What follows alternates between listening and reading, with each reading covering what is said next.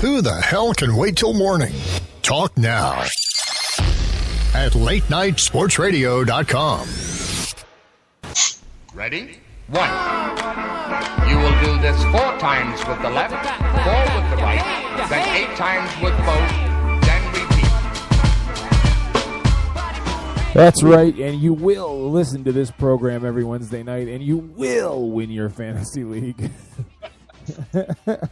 This is the Fantasy Greek starts and sits in 60 minutes here on LateNightSportsRadio.com. I am Keith Grieve, and I am joined as always by the Fantasy Greek himself, Jim Sarentius from thefantasygreek.com. Jim, happy Wednesday. Keith, happy Wednesday. How you doing? We haven't, the eve of Thanksgiving was our last show. Yes. Thanksgiving, buddy. I have successfully went full fat guy on last Thursday. Nice. I still have my pants unbuckled. Yeah, but that's usual for this time of night. Thank you. Oh, wait. I don't even need to make that with my mouth. I can just do it. I forget about the sound effects. It's been so long. No, it was great. And you know what? I found a recipe for this yam dish that is super simple, but it is so delicious that it makes me look like a culinary genius. When really you could probably blindfold a chimp and come out with the same product. That's it. I am pulling your manpower card or whatever, man. I mean, come on. Why? Because what are you, yams? You got to hold it down on Thanksgiving. You got to contribute something to the family meal, man. You can't just show up and just take. It's Thanksgiving, and I gave. Thank God.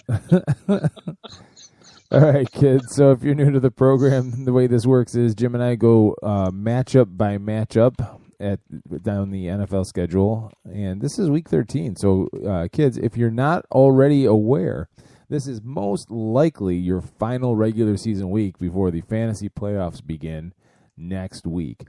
And we're going to go through each game, and we're going to give you all the fantasy players that you should be highlighting and the ones you should stay away from as well. And if at any time you have a specific lineup question, you can call 585-633-7487. That's 585-633-7487. And Jim will handle your personal lineup issue. Or you can hit the Twitter and go to or tweet at the hashtag AskTFG. That's AskTFG. And we will get to your questions in due time. As time allows. So, without further ado, let's head to the Thursday game. And for the second straight week, we get the Packers and the Lions playing on Thursday night. However, this is the only game, the highlight game. It's the Green Bay Packers 7-4 at the Detroit Lions 4-7. And say what you will about the Lions being a disaster this year, but they have looked better since they changed their offensive coordinators. I'm not ready to say that this is enough to save Jim Caldwell's job at this point, but they have looked pretty good. And, they destroyed the Eagles last week, 45-14. And defense was one of the things that the Eagles actually did fairly well going into this. But it was just, the writing is on the wall. The Eagles are a mess, and Chip Kelly's name is on it. But that's a topic for another couple minutes down the road. The Packers, on the other hand, got manhandled at home in Green Bay at night against the Bears, held scoreless in the second half on Brett Favre night. And you can say what you want about the Packers being hurt, but the Packers don't have any more injuries than any other team has ever encountered, and yet we continue to find ways to make excuses for Aaron Rodgers. And I don't know what. And maybe I'm biased because every time things go the wrong way, everyone wants to criticize Jay Cutler, and he's not a leader, and he's not this, and he's got to make the players around him better. Well, Aaron Rodgers isn't doing that either, and no one is talking about it. So there's my little rant. I kind of said my piece there. But in all honesty, full disclosure, I am a Packer hater, absolutely. So back to the game. The Green Bay's defense has actually been their strength. They're sixth in the league in scoring. The Lions, who have traditionally in the last 3 or 4 years played pretty good defense, they had some guy named Sue on the defensive line to help before this year. But it's not the same. And their passing game and their offense really hasn't come around until lately with Jim Bob Cooter at the helm. That being said, I think the magic is over this week for the Lions. I think the Packers are angry. I think that they just got shot in the pride last week, and I think they come out, and I don't see them letting Detroit get away with this one. I'm picking the Packers on the road here. Keith, my job is to tell the listeners out there who they should sit and start in fantasy football. So let me do that first. I have to couch this all by saying is these teams both played each other tough the last time around. This was a Lions team that's come out of their bye week, and their defense has played like nobody's business. Darius Slay has turned himself into one of the top cornerbacks in this league, and through him, he's been able to shut down opponents' number one wide receivers and sort of change the whole outlook of a game where in the past 3 games, no team has scored more than 16 points against them. I mean, that is how good this team's gotten, and they're also piling up the sacks with 10 in the last 3 games. That having been said, you can't sit Aaron Rodgers. You're starting him.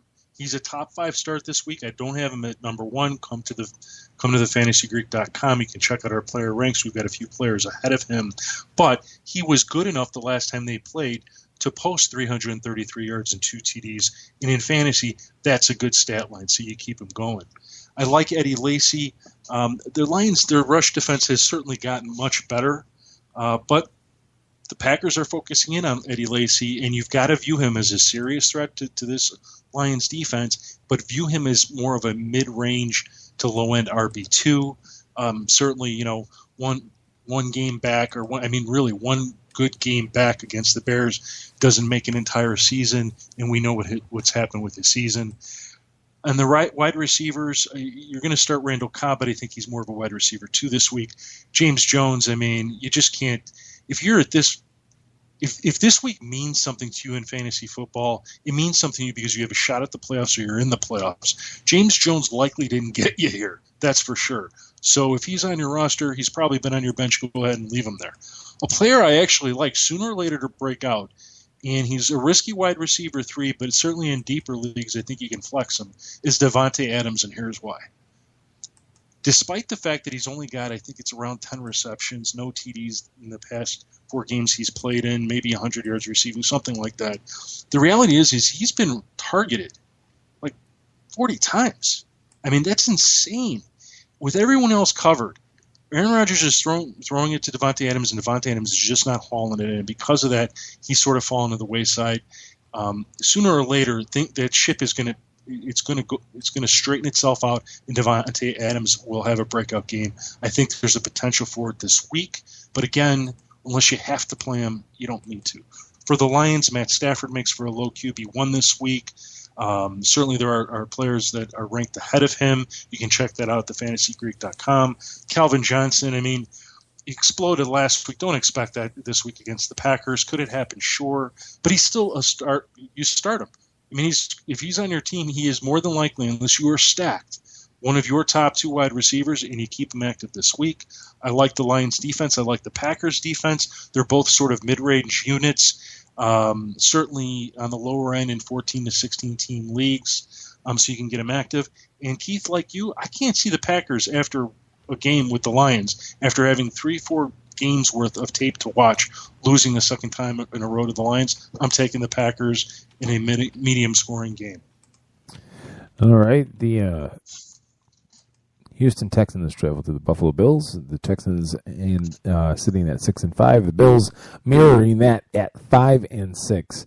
And looking at these 2 teams, I really am disappointed at the level the Bills defense played last week against the Chiefs. And not just because they lost, but the way that all of a sudden Alex Smith was able to pass vertically against a team, but much less the Bills, who are pretty good defensively. I just felt like they didn't answer the bell. They came out flat. Tyrod Taylor threw for 291 yards, 3 touchdowns. Sammy Watkins, 158 yards receiving, 2 TDs. LaShawn McCoy, got 70 yards on the ground. It just wasn't enough. So what are you going to do when you are going to Houston and they have the 3rd best passing defense? They're middle of the road with rushing defense. They're also middle of the road in scoring defense. And while the Texans don't score a whole lot of points, I'm inclined to not believe that the Bills are capable of doing this. But the X factor here is that the Bills are on the road. Or I'm sorry, they're at home. Excuse me. Pardon me. And while they're only 2-3, there's something about the Ralph that jazzes guys up, and the fact that the Texans just don't score a lot of points. I don't think they have enough firepower. They're not the Chiefs, and the Chiefs aren't really all that. They don't blow anybody's hair back, but they're not them offensively either. I'm going to take the Bills at home. This is a tough game to call. And the main reason is we've got a Texans defense that in the past 4 games, 3 of those 4 games, they've only allowed 6 points per game. And in the 4th game against the Jets, they allowed 17. So this is a defense that right now is playing their best football all season. They look like the top 5 defense we all thought they would be back in week 1. The Bills, they're sort of, they've had some good defensive games. They've had some really bad ones. And there's nothing about this matchup of Ryan Hoyer being under center that should scare anybody. And there's certainly nothing about the running backs that would scare the Bills' rushing defense, which is, in general, pretty darn good. So I think this is going to be a low-scoring game. For fantasy football purposes, there's only a handful of players to play. Certainly, LaShawn McCoy, I don't think there's any way you can sit the guy, even against a tough rush defense like the Texans, who in the past 4 games, the most rush yards they've allowed across the board to running backs, quarterbacks, whomever, is 86 yards. That's it. But you keep LaShawn McCoy active. They know how to ground and pound the ball, and he certainly get his 20 to 25 looks. He's always a threat to score. Sammy Watkins has had some really difficult matchups, so he hasn't been very good this season. He's been pretty inconsistent, except in good matchups. And last week he tore up the Chiefs, even though they've generally done pretty well against number ones. So I can't see you benching him, even though this is not a good matchup. This Texans pass defense has been solid in the last 4 games. They've allowed anywhere from 125 to 218 yards passing, and that's it. But as you can see, he can blow it up at any time, so I think you've got to view him as a wide receiver 3 this week. For the Texans, DeAndre Hopkins, you keep him active. The Bills have been good shutting down number ones most of the time, but not all of the time. And DeAndre Hopkins is just too good. I mean, here's a guy that even if he doesn't get it in the end zone, but I think he will, he can still put up 150 yards receiving, which makes him easily a number 1 wide receiver, regardless of the matchup.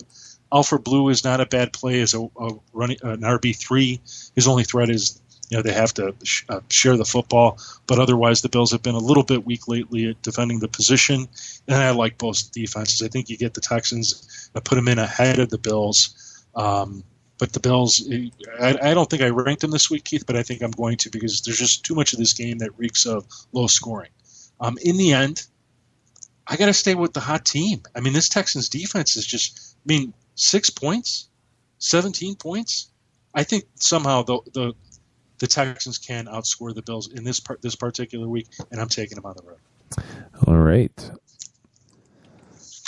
Our first disagreement of the week. So far, you've been winning those disagreements, I might add. I didn't want to bring that up, but thanks for you don't have to.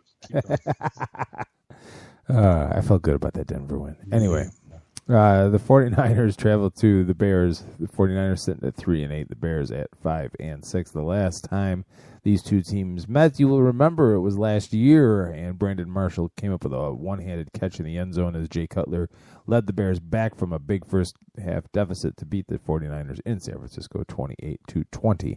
This is not those teams last year. Absolutely not. The 49ers are a mess, and they really struggle defensively.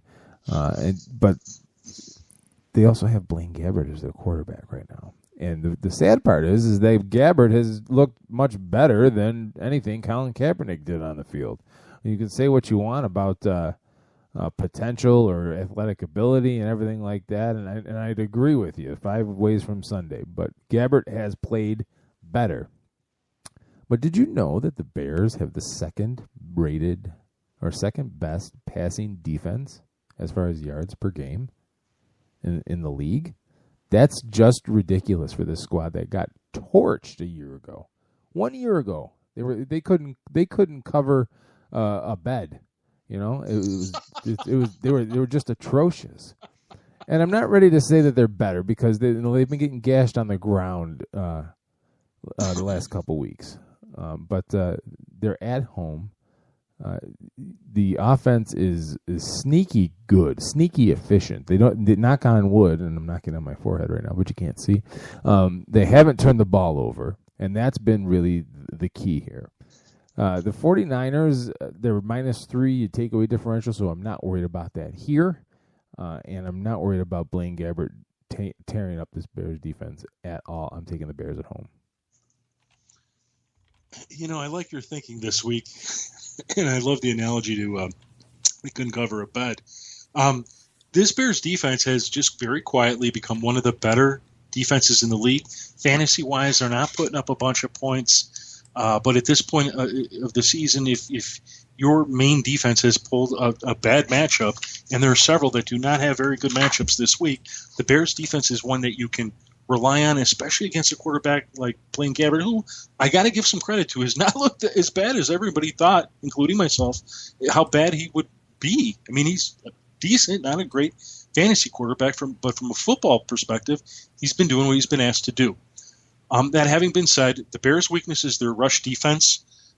They're giving up the fourth most yards on the ground at 128. Eddie Lacy scored a touchdown on him just the other week, but they've only allowed 3 rushing TDs on the season. Sean Jerome has been tremendous. In fantasy football, especially PPR leagues, he is certainly a solid RB2. I like him in both formats, so you can go ahead and roll with them without hesitation. There are some of the better running backs that don't have as good of a matchup, so you can start Jerome ahead of, no questions asked. For the Bears, I like Jay Cutler, definitely Alshon Jeffrey, definitely Martellus Bennett, who looks like he's going to be back. You can start their defense if you need the help. Is a low QB1 in both standard formats as well as deeper formats. Now, for the running game, this is a little bit more of a concern. Matt Forte and Jeremy Langford, I think they both had similar touches, maybe 15 last week, but Jeremy Langford got the score.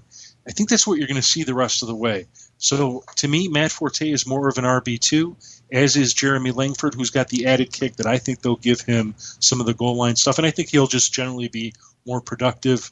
But you got to keep him active. This is a Bears team that should really be making some noise here at the end of the season. Bear down, Chicago Bears. We're back to the little sound bites at the end, aren't we? Absolutely. Okay. That was a good one. It wasn't bad. We'll give you that one. Thanks. All right, the Bengals at the Browns. The 9-2 Bengals, the 2-9 Browns, and don't worry, kids. There is Austin Davis as your starting quarterback in Cleveland this week because Johnny Manziel has violated the code. He has no code. If you watched A Few Good Men before in the past, you remember that phrase. Apparently, he has sinned against Mike Pettin and therefore is not even worthy of another shot here. So we'll leave Pettin to his own job security. The Bengals are a much better team. The Browns are terrible. It's that simple. I'm taking the Bengals. Yeah, it's really hard to not look at this as being a one-sided game. Start your Bengals. Everybody from Andy Dalton down to Marvin Jones, defense, Tyler Eifert, the running backs, Jeremy Hill, Gio Bernard, and obviously A.J. Green. For the Browns, I got maybe marks next to Duke Johnson, maybe mark next to Travis Benjamin. Gary Barnidge, I think if you've got him, you got to go with him. Regardless of the quarterback, he is their biggest red zone threat, their biggest target on the field, and naturally people are going to go to him. But yeah, Keith, I spent a lot of time on this game. Bengals should roll into Cleveland and just take a bite out of the Browns. Baltimore Ravens at the Miami Dolphins. Both teams 4-7. Last week, the Ravens winning on an improbable blocked field goal, run back for a touchdown to defeat the Browns 33-27. And the Dolphins succumbed to the Jets 38-20. How bad is it for the Ravens right now? The Dolphins are terrible, and they're a 4-point favorite this Sunday, even though the Dolphins are at home. So the 3 points for being the home team wasn't enough. Vegas had to give you one extra point just to hammer it home. The Ravens are decimated by injuries. You got Matt Schaub, under center. It's just Javorius Allen, got rushed for 55 yards, and then was the missing man formation was out in force in Cleveland in the second half. The Dolphins just have a little bit more continuity in their roster right now, and for that reason alone, and them being home, I'm going to take the Dolphins. Yeah, I like the Dolphins at home too, because the thing about playing the Ravens is it's going to force them to throw the football, which Ryan Tannehill actually is pretty good at doing. This is not a great game for Lamar Miller against a Ravens rush defense, which is allowing just 93 yards on average per game, 6 TDs on the season. It's not that you have to bench Lamar Miller, but I mean, if your third running back has a better matchup, I think you got to go with him. But Ryan Tannehill, I like him as a top 10 fantasy quarterback this week. Certainly in 10 or 12 team leagues, he should be, well, in 14 to 16 team leagues, for sure he should be active. And in most 10 to 12, he will be active. Jarvis Landry is a must start. Check out Devontae Parker this weekend. They just announced that today that he'll be the team's starting X receiver this weekend. So it's time to see what the kid's got. I don't think that he's a must-play this week. He's certainly a sneaky play if you need the help in some of these deeper 14 or 16 team leagues. Go right ahead. For the Ravens, I love Buck Allen. He's a top 10 play this week. He should be one of the better statistical running backs this weekend. If you were lucky enough to pick him up 2 weeks ago, you keep him active. I like Kamar Aiken. Matt Schaub did a nice job. Here's another player that totally stunned me. I thought we would see a Matt Schaub, maybe 250 yards TD, 1 to 2 interceptions. Instead, the guy actually has a good game, a couple TDs. Their offense actually puts points on the board. So while I wouldn't start Matt Schaub, I certainly would look at Kamar Aiken as a wide receiver 3 and as at Crockett Gilmore as a low-end TE1. But like you, I'm going to take the Dolphins at home. Just at the end of the day, this is a team that's got a little bit more going for itself than the Ravens. And given the most recent firing, that should be enough to put them over the top this week. All right, the Seattle Seahawks at the Minnesota Vikings. The Seahawks at 6-5. The Vikings at 8-3, beating the Falcons in Atlanta 20-10, which is not nothing to go on the road. And Atlanta's Atlanta; they got their own issues, but to go on the road and beat a team that is talented, there is talent on that roster, regardless of how they're playing, and to win soundly, only giving up 3 points up until the fourth quarter, that really says a lot to me about where the Vikings, how far the Vikings have come. The Seahawks beating the Steelers last week, 39-30, putting up 19 points in the fourth quarter on that Steelers defense. They did surrender 456 yards in the air to Ben Roethlisberger, though 201 of those to Marcus Wheaton. Yes, I know, because everybody had Marcus Wheaton in their lineups last week. Didn't they? That's right, you didn't. Russell Wilson goes for 345. Doug Baldwin, another 145, 3 touchdowns, 81 yards for Thomas Rawls, 1 and a score. We keep waiting for the Seahawks to roll over and die, and they're just not there. They're not willing to do that for us. The Vikings, on the other hand, are up and coming. They are the top-rated rushing attack. They have the 4th-rated pass defense, the 20th best rush defense, and I think that is where they're going to run into struggles here with Rawls and the Seattle rush game. And it doesn't matter whether it's beast mode or not. Seattle didn't really get a whole lot out of Jimmy Graham before he got hurt, but he was at least another talent that you had to account for on the field somewhere, and that will make things a little bit harder than I think Seattle wants to admit. Even though he didn't have the most catches, he didn't have a ton of touchdowns, he was somebody that the defense had to game plan for, and you don't really have that anymore now. There's no tight end on that roster with the athletic ability of Jimmy Graham, whether or not he was successful or not. At the end of the day, what's going to make the difference here is defense, and the Vikings are playing just a little bit better defense, in my opinion, than the Seattle Seahawks right now. And at home, I'm going to pick the Vikings to win this game. Wow. This is a tough game to call. I think from a fantasy perspective, you're going to be hard-pressed to find many players that in this game are going to be a worthwhile play, with the exception of Adrian Peterson and Thomas Rawls. They're each going to have a role in their offense. They're going to get enough touches to be worthwhile. And more importantly, they're going to get touches near or at the end zone. So each of them is in line for a score, possibly even two. If you're looking for a couple of secondary plays, to me it'd be the Seahawks defense and the Vikings defense. I think there's a battle that is going to happen here. What we saw from the Seahawks last week, I think, was a more of a product of all the weapons Ben Roethlisberger had at his disposal and that he was able to utilize in the game. Well, those same weapons don't exist for the Vikings. Stephon Diggs is going to command the best coverage, and so far Teddy Bridgewater has had absolutely no chemistry with Mike Wallace, so you can't look there either. At best, Stephon Diggs is a flex play in deeper leagues. Kyle Rudolph has a favorable matchup, but really, what has Kyle Rudolph done? The only way that you're looking at him is if you are in a deeper league. In 10 to 12 team leagues, I can certainly find plenty of tight ends that are ahead of him. Again, go check out our rankings at thefantasygreek.com for more. Russell Wilson, that was a fluke game. And, you have to think, when that game was over, and on Monday when they went to the film room, they said, yep, this isn't going to happen next week. I mean, they don't want it to happen. That's not Seahawks football. And I don't see it happening against what's been a really good Vikings defense with very little exception.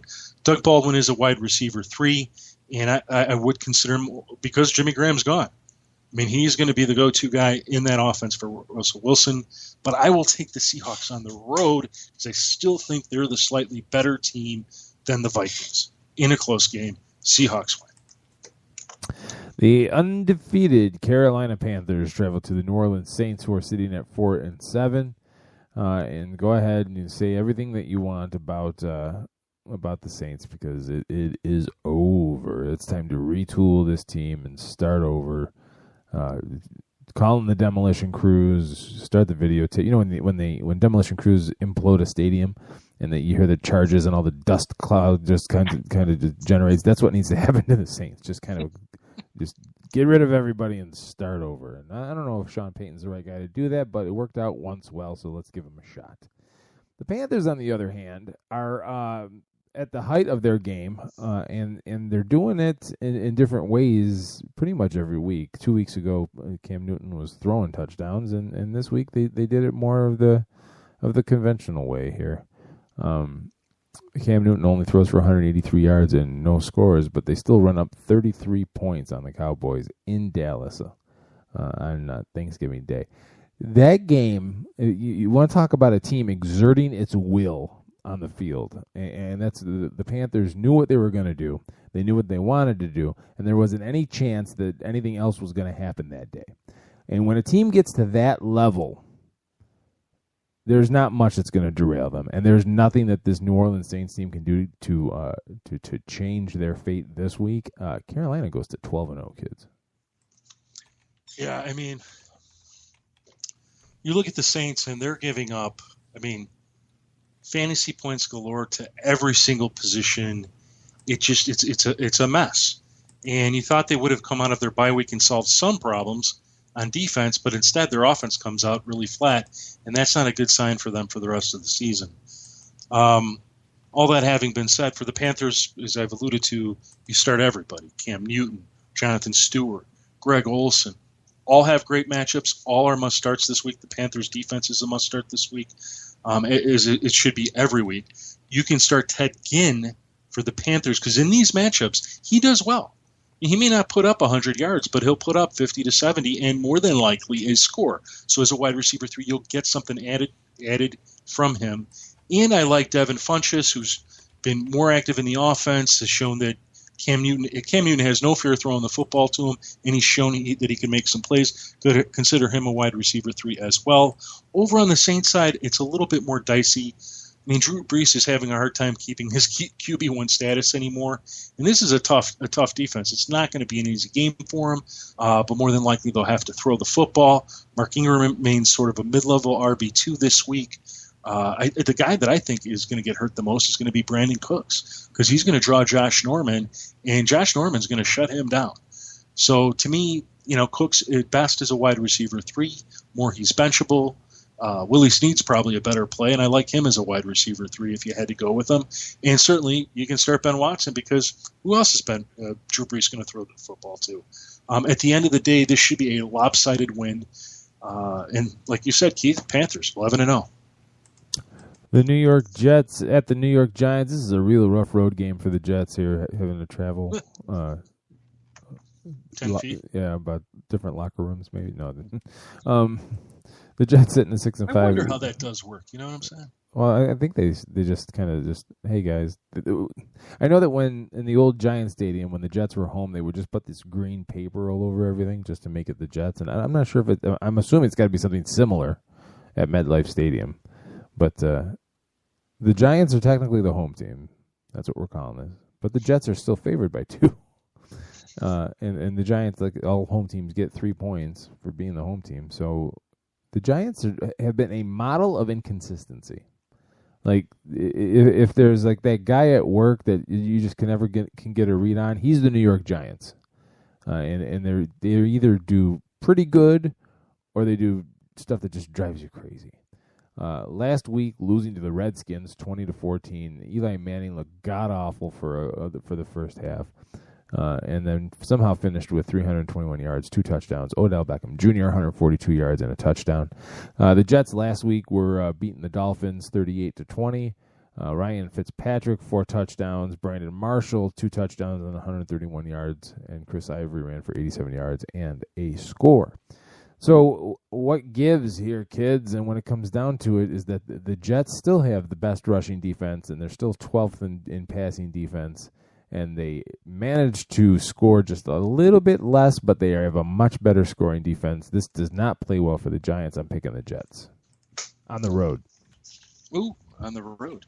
From a fantasy perspective, first off, the Giants' defense, for some of the good things they do a whole lot of bad things. And at the end of the day, from a fantasy perspective, I mean, you start your Jets this week. Ryan Fitzpatrick is a top 12, top 10 play. Stardom. Brandon Marshall, obviously a top start on a weekly basis. Eric Decker is a must start this week. Get him into your lineup somehow, some way. The Jets defense, I don't think they're bad, but because of the risk of this turning into a shootout, a high scoring game, if you have a second option, I would consider them. And then over on the Giants, and Chris Ivory. Absolutely. Make sure you get him started. The Giants are giving up 110 yards on the ground and close to 1 TD per game. Chris Ivory, maybe not his best game of the year, but it should be a solid one. For the Giants, Eli Manning's a tougher play this week. I would start him, but certainly I would consider my second option if I had one. Odell Beckham is a must start, even though if he draws Darrelle Revis, so be it. I mean, Revis is starting to become sort of the victim of the younger wide receivers who are fast and can break for the long run, which Odell Beckham Jr. can do. Outside of that, for the Giants, man, I mean, Ruben Randall may be a wide receiver 3. Dwayne Harris may be a wide receiver 3, but I think better flexes in deeper leagues. None of the tight ends right now are worthwhile, and certainly I wouldn't play the Giants defense this week. Rashad Jennings is a bad start against the Jets rush defense, which is number 1 in the league. 84 rush yards allowed per game and just 2 rushing TDs on the season. Shane Vereen would be a better play, but even then, it's just not good. So I'm going to take the Jets on the road in New York. The Arizona Cardinals travel to the St. Louis Rams. The Cardinals 9-2, the Rams 4-7. Last week, the Rams getting destroyed by the Cincinnati Bengals 31-7, and the Cardinals escaping the upstart 49ers at home 19-13. Bad news for the Cardinals running back Chris Johnson was put on injured reserve. However, he is designated to return. So what does that mean? Well, he's got to miss at least 8 weeks, which means the next possible game he could be active for is, Jim? Well, I don't know, the Super Bowl. The Super Bowl. So kudos to Bruce Arians sending the message to the team. We will be there. The Rams have been just abysmal of late, and you can't tell me it's because Nick Foles or Case Keenum or whoever is back there is not getting the support or whatever. This team is just not built to win right now, and it doesn't matter which quarterback is back there because they both suck. They're both terrible. The Cardinals, on the other hand, have the first-ranked scoring defense or offense rather. Top 10 scoring defense. They're in the top 10 against the pass and the rush. Right now for the Rams, their offense is a one-trick pony. It's Todd Gurley Jr. or bust. Tavon Austin has been a forgotten man besides this game against the Bengals where he rushed for 63 yards and a score. But they have totally failed to find a way to make him a weapon, a threat. There's nothing else going on for the Rams here. Even their defense, which was thought to be in the upper half at least of the league, is giving up $111 a game on the ground. That's good for 21st in the league. I don't like the way this matchup goes. The Cardinals just seem to be clicking, and even games where they don't play sharp, like last week against the 49ers, they still find a way to win. I'm picking Arizona on the road. Yeah, Jeff Fisher's got, to me, he's got so many questions to answer, and yet, he doesn't want to answer them, and he gets real angry. It's sort of frustrating. The reality is there isn't anybody on the Rams you could really turn to in fantasy. Tavon Austin is so hit or miss. I mean, you did not make your fantasy football playoffs or are about to because of Tavon Austin, unless you got lucky and you played him once, or the one game or two games that he actually had really good fantasy games. And if you did that, you were just lucky. The only fantasy player they have that's worthwhile is Todd Gurley. The hope there is 40 to 80 yards, 100, and a TD. You certainly should keep him active unless you've got one of the better ranked running backs, which you could, again, go to thefantasygreek.com and check that out. And to me, you start your Cardinals, Carson Palmer. David Johnson is actually a good play. One of the areas where the Rams, their rush defense has gone from one of the best to not one of the worst, but certainly, now they're giving up the 12th most yards on the ground, which wasn't the case for most of the season. They were in the top 5. They're still a little stingy in terms of giving away touchdowns, but the Cardinals run the football well, and you got to start David Johnson as an RB2. Keep Larry Fitzgerald active as a wide receiver 2. Michael Floyd, if he's active, he's a wide receiver 3. John Brown, a wide receiver 3. Floyd isn't active for some reason. I suppose you could sneak in J.J. Nelson. But we know the Cardinals are going to throw the football on the Rams, and the Rams have gone from a top 5 pass defense to outside the top 10, and that just means in the last few weeks they've been playing some really terrible defense. So go ahead and start those Cardinals if you need them. And then for defenses, Cardinals defense against either quarterback, expect huge game from them. I'm calling them a top 3 unit this week, and the Cardinals continue to dominate the NFC West. All right. Well, I don't like it when we agree so much. Are we agreeing? I haven't even really been paying attention. Yeah, for the most part. At The Atlanta Falcons at the Tampa Bay Buccaneers, 6-5 Falcons, the 5-6 Buccaneers, an NFC South showdown. Kind of, maybe not. The Buccaneers have been better than advertised. I'll give them that much. Didn't really expect much from them. Jameis Winston, like I said last week, has been improving almost weekly. Last week, throwing for 245 yards and a score and a loss to the Indianapolis Colts. The venerable Matt Hasselbeck just finds a way to keep on winning. The Falcons losing to the Vikings at home. That's back-to-back home losses for the Falcons. They're a team where they started out pretty good, and everyone thought, hey, look at the Falcons here. And no, there's a reason Mike Smith got fired last year. For the Buccaneers, their defense has become sneaky good. They don't do anything really particularly well, but all of a sudden they're in the top half in passing yards and rushing yards allowed per game. The problem here is going to be, I think, the amount of points that you believe these two teams can put up. And, I can't bank on either one of these quarterbacks to have a good game guaranteed. I mean, Matt Ryan is Matt Ryan. He had 230 yards and a score last week. Yeah, I know the Vikings play pretty good defense, but he's supposed to be one of the top 5 to 10 quarterbacks in that range in the league. He hasn't shown it. He just hasn't. You can go back and forth with me about the reasons why, but he just hasn't. What the Buccaneers do really well is that they run the ball really well. And the Falcons are a top 10 rushing defense. So that's going to make or break this game. The Buccaneers being at home and the way that they're playing, I am going to pick them to continue the Falcons' misery. Yeah, Matt Ryan has just been you look at the problem with that team and you kind of wonder if it's him, because he's not being productive. He's not producing. Certainly he misses that second receiving weapon that he had in Roddy White, which for the life of me, you kind of go, well, Roddy White's on the field. Why in the heck is he even throwing him the football? I mean, he's been throwing the football to him a little bit more lately, but what's he waiting for, him to be wide open? I mean, that's not going to happen in pro football. You got to throw the football and let him make a play. And certainly with Leonard Hankerson out, it becomes more important. We've seen Jacob Tamme have a bigger role when Hankerson's out. And if Hankerson is out again, and there's a good chance that he will be, Jacob Tamme is a low TE1. Matt Ryan at best, he's a low QB1. So there's certainly quarterbacks ahead of him that you can play. Come check it out at thefantasygreek.com. Devontae Freeman, just keep him active because you're waiting for him to blow it up again like he did a few weeks ago, and that certainly could happen against a Bucs defense that gives up a fair, just about 100 yards rushing per game and 5 TDs on the season. For the Buccaneers, I absolutely love Doug Martin this week. He's going to be following up a game where Adrian Peterson just scorched, demolished this Falcons rush defense for, 150 yards to, I don't know, some ridiculous number in 2 rushing TDs. He did it on 29 carries. That's exactly the kind of running back that Doug Martin is, so expect a big game from him.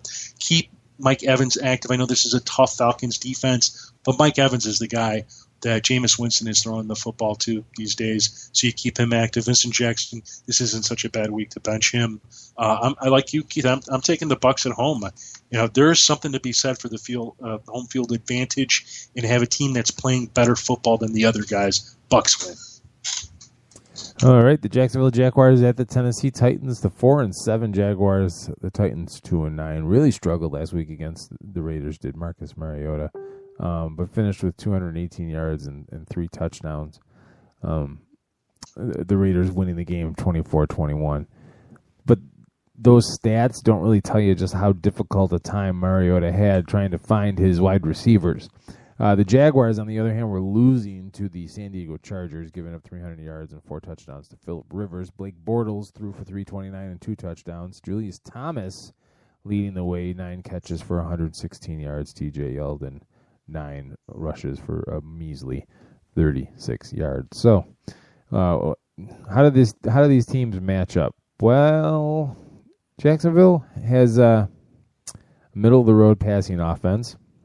The Titans are a top 6 passing defense. The Jaguars don't run the ball very well, and the Titans don't defend the run very well. So something's got to give here. What's it going to be?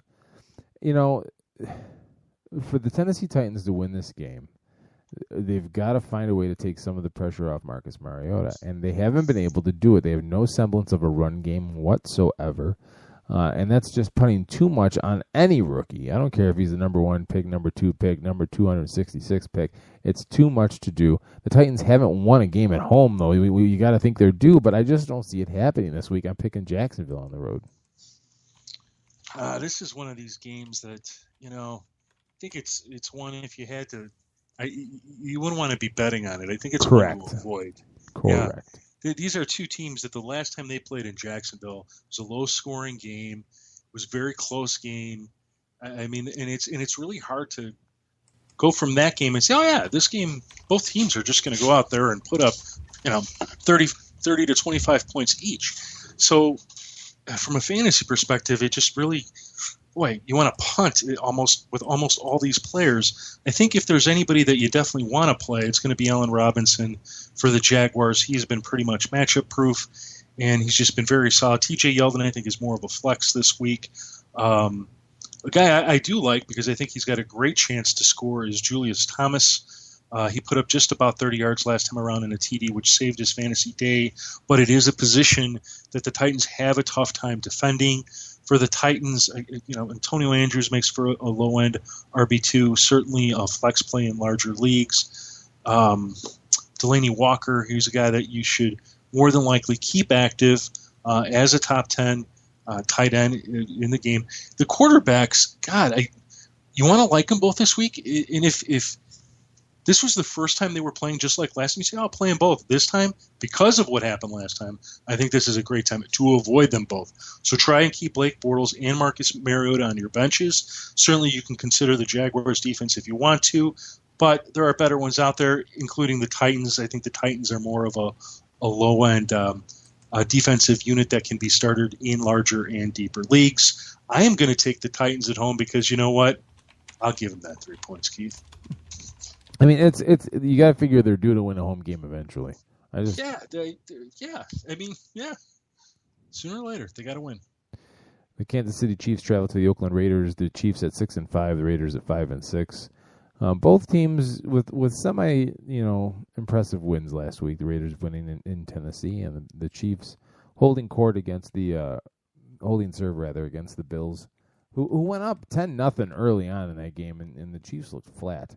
But Alex Smith and the Chiefs somehow discovered a vertical passing game somewhere along the way. And while the Chiefs don't blow anybody's doors off, they've very quietly gotten to a top 5 scoring offense and couple that with a top 7 scoring defense. And, this is going to be one of those games where we are going to see just what Derek Carr is all about, in my opinion. The Chiefs have a top 5 pass coverage rating at Pro Football Focus. They're a top 10 pass rush rating, and they are a top 3 run defense rating at Pro Football Focus. So this is going to test that very young quarterback, and because of that, it's going to force me to go with the veteran, who now is making all those 49er fans that were glad to see him go kind of wince a little bit, I think. I'm going to go with Kansas City.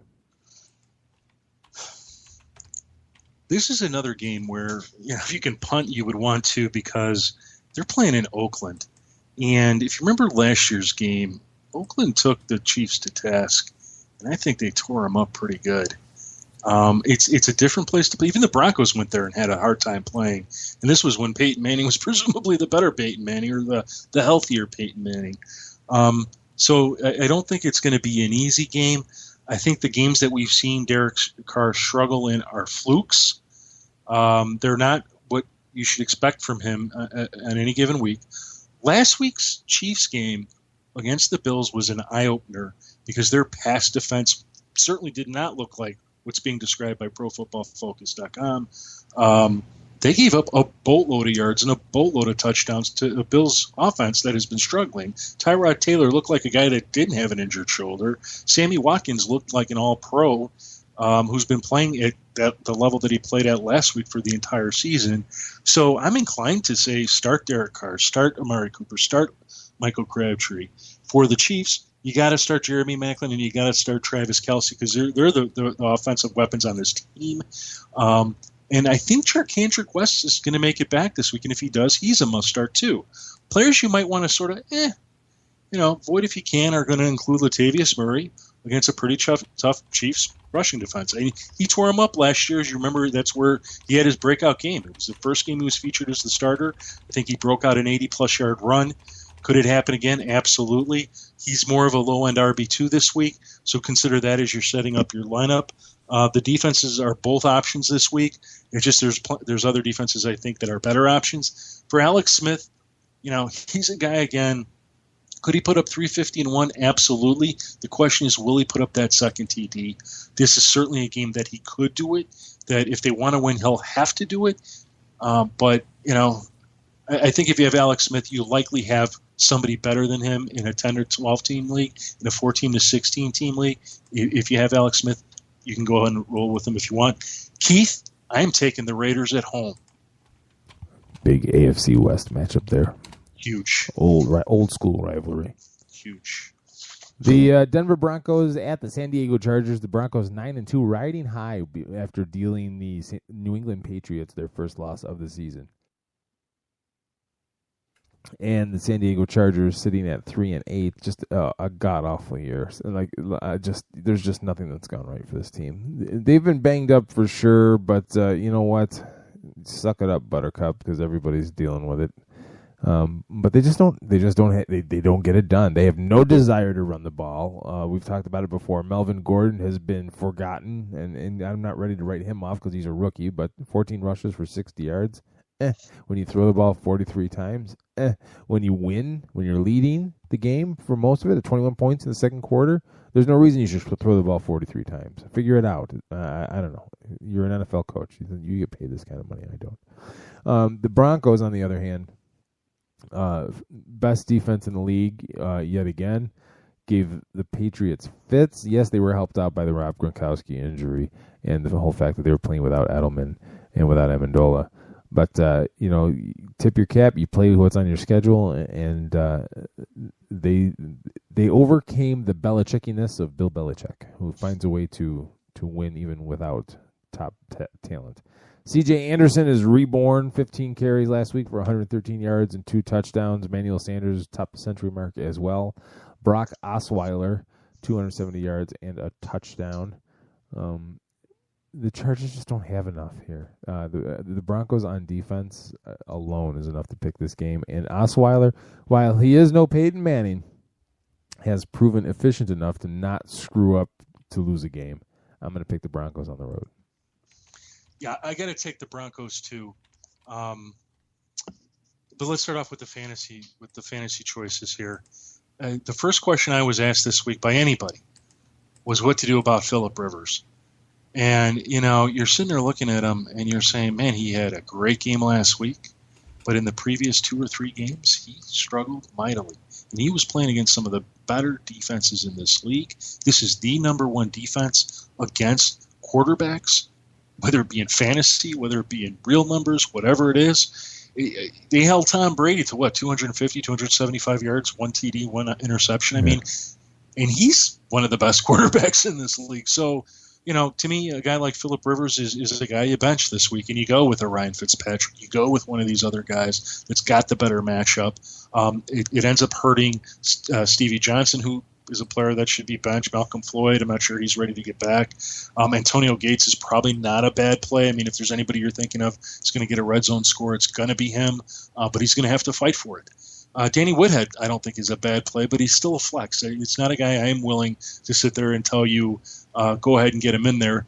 I'm sorry, he's a guaranteed RB2. Melvin Gordon is certainly a player to avoid. This is a Broncos rush defense giving up just 88 yards per game and just 8 TDs on the season.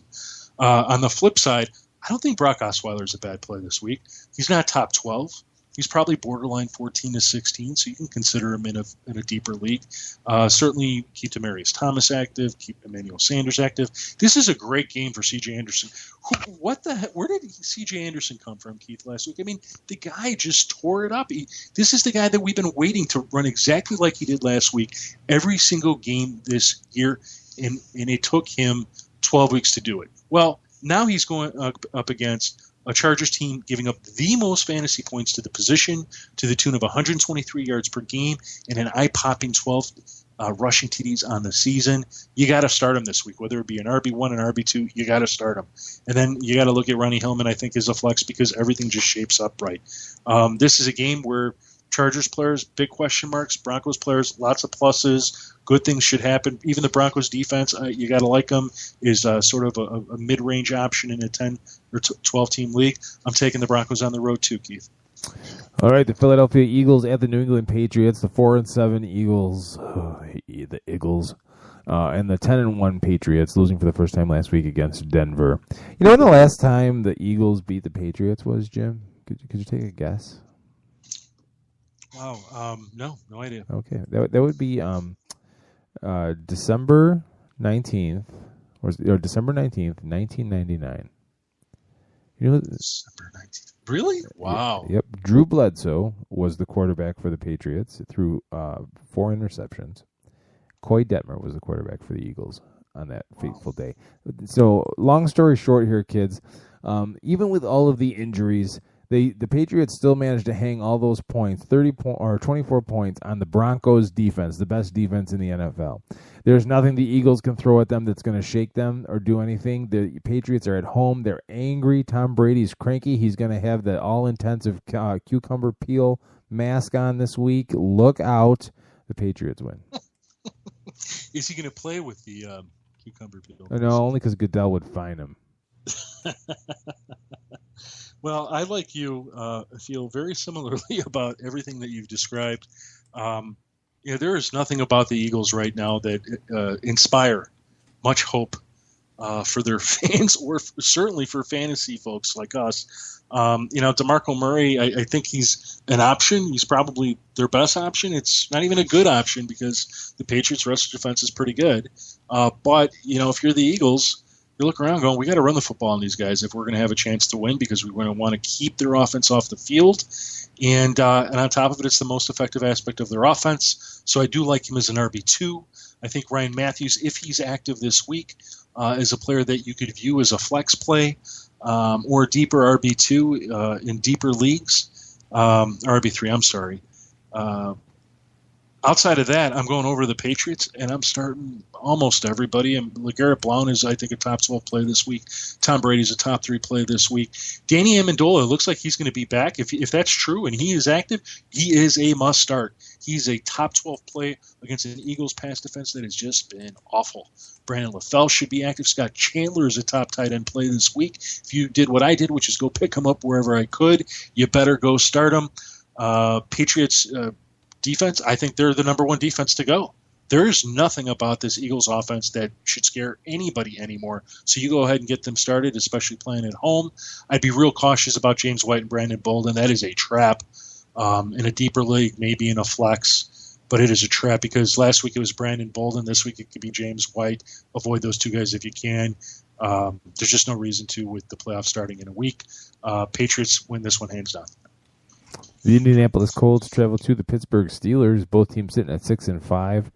And Matt Hasselbeck has found the fountain of youth, folks. It is in Lucas Oil Stadium. He can't be beat, I tell you.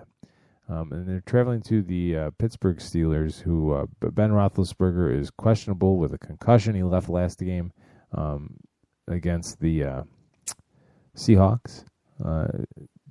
And we're still not sure what his status is. He's got to go through all the concussion protocols or what it is. And that really makes all the difference in the world in this game. If Roethlisberger can't go, I think that the Colts actually stand a chance, not because of any kind of mathematical comparison, but just because it's Hasselbeckitis. I'm telling you, the guy's on a roll. But in all seriousness, kids, the Steelers, while they have been known to give up a good amount of yards through the air, they do make you one-dimensional. They are that good of a defense to make you one-dimensional. And with D'Angelo Williams, even though he only managed 29 yards against the Seahawks, he did manage to score. They do run the ball pretty good as well. So Roethlisberger or not, I'm picking the Steelers here. Keith, I don't know if you remember when these teams played last year, but last year, combined, they put up 85 points. 85.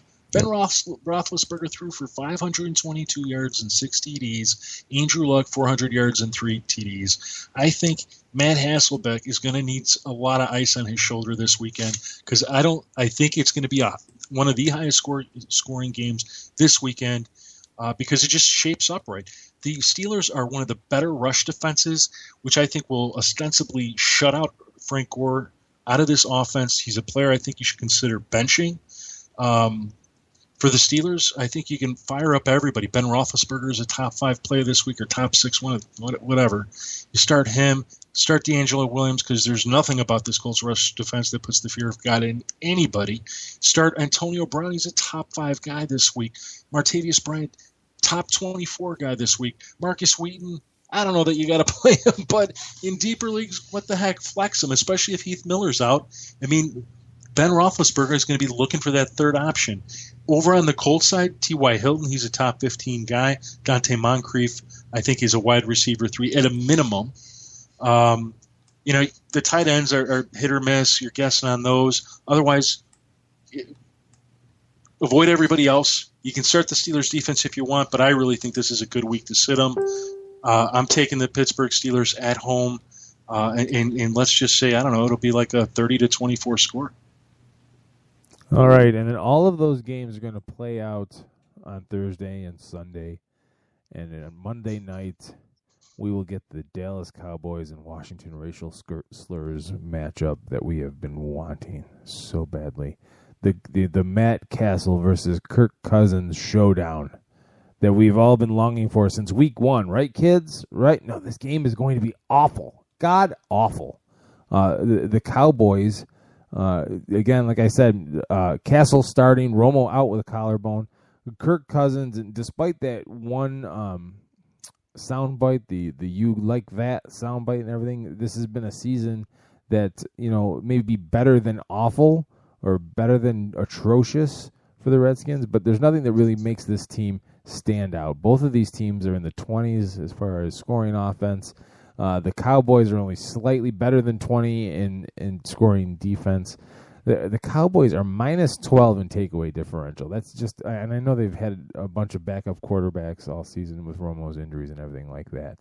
The only good thing they got going for them here is that they don't give up a whole lot of passing yards, and they're a top 15 rushing defense. So that's going to put an awful lot of pressure on Kirk Cousins, and I don't think he's got the tools or the talent to do that. So, and on the backside, the Redskins give up $126 on the ground a game, and the Cowboys, when they play a team not the Panthers, have found a way to ignite Darren McFadden. Yes, I know he did nothing last week, but he has been running very, very well. I'm going to pick the Cowboys to go into Washington and win this on the road. Keith, this game for me is starting to shape up as a low-scoring game. The fact that the Redskins are number 1 in the division, which I think has got to be shocking. I mean, most people, maybe not their fans, but I would say most of the rest of the world is looking at this going, really? The Redskins are in first place in the NFC East. And I think that is a motivating factor for this team. That defense played really well at times this season. They're going to get Matt Castle, who's just not a very good quarterback. I know he's had his moments, but I just can't see him traveling into Washington and suddenly throwing, 3 TDs, even 2 TDs against this team. Right. So I think it's going to be a defensive battle. You start Darren McFadden because he's a player that can certainly put up 80 to 120 yards and is certainly at risk of scoring. Des Bryant, I think, is a good play. He's a red zone target. I think he's in line for a TD as well. Whether or not the Cowboys can get past that is another story. Turning over to the Redskins side, Deshaun Jackson remains a wide receiver 3. Alfred Morris just blew it up. I mean, where in the heck did that performance come from? 30 rushes, 125, 150 yards rushing. I mean, it came out of nowhere. But, I mean, you can't deny it, and the Cowboys, that's their weakness. If you're going to do anything against the Cowboys, you're going to run the football against them. So I think you've got to consider him for an RB2. To me, this is a low-scoring game. The Dallas Cowboys defense, the only reason why you can't really start them is because they don't, they get some sacks, maybe an interception, but they're not creating the kind of fantasy points that you want in your defense to play in fantasy football. But the Redskins are different. When they've played well, they've put up the double-digit fantasy points, so I like their defense this week. I am going to take the Redskins at home. Oh, wow. Yes, wow. sir. Well, and there you have it, folks. We are out of time. That is Week 13 in the NFL for your fantasy football pleasure. Good luck, folks. Most of you probably have something riding on this week. And for those of you who don't, hey, find yourself a dynasty league and start looking for next year. For Jim Sarantias from thefantasygreek.com, I'm Keith Grief from 87sportsfans.com, and we are here all year long, Wednesday night at 11 p.m. Eastern Time, right here at LateNightSportsRadio.com. Good luck, and may the odds be forever in your favor. Turn out the lights, the party's over.